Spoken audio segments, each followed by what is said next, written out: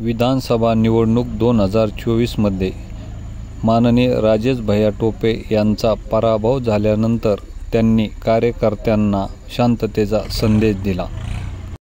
ज्याला म्हणता येईल चुकीचं लोकांना मत बनवण्याचं काम याच्यात ते यशस्वी झाले. आपण खरं तर सर्व धर्मनिरपेक्ष आहोत, पण तरी सुद्धा त्यांनी मुद्दाम आपण जातीवादी आहोत हे जरा जाणीवपूर्वक बिंबवण्यात सुद्धा ते यशस्वी झाले. हाही परिणाम मला थोडासा जाणवला आणि एकंदर तो जो काही रिझल्ट आहे तो दिसतोय. पण मला असं वाटतं की आपण सगळ्यांनी जरा हिमतीने घ्यावं आणि सगळ्यांनी आपापल्या गावात सुद्धा शांततेने आपल्या सगळ्या गोष्टी कराव्यात. आपल्याला निश्चित प्रकारे पुढे सुद्धा जरा संयम ठेवून आपलं आत्मपरीक्षण करून चुकांच्या दुरुस्त्या करून आपल्याला काम करावं लागेल.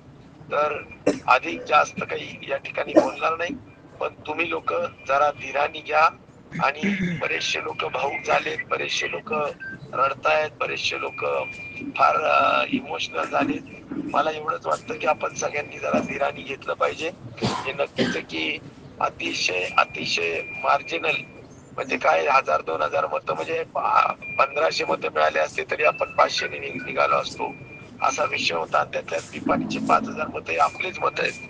त्यामुळं खऱ्या अर्थाने जनतेने आपल्याला पाडलेलं नाहीये, परंतु थोडस झालं आता जे काही झालेलं आहे ते. तर मी आपल्या सगळ्यांचं एवढंच सांगेल की तुम्ही धीराने घ्यावं. आपण मी तुमच्या बरोबर आहे, तुमच्या पाठीशी आहे भक्कमपणे. काळजी करू नका. आपण एकमेकांची काळजी घेऊ, एकमेकांना धीर देऊ आणि पुढे वाटचाल करू. एवढंच मला आपल्याला सगळ्यांना सांगायचंय. आणि आपण शांततेने घरी जावं, चहा पाणी घेऊन जरा व्यवस्थित शरद सतीश आहे तिथे, तो सगळ्यांना चहा पाणी आणि सगळ्या गोष्टी करेल आणि नंतर सगळ्यांनी घरी जावं. सगळ्यांचे खूप आभार. पुन्हा एकदा धन्यवाद.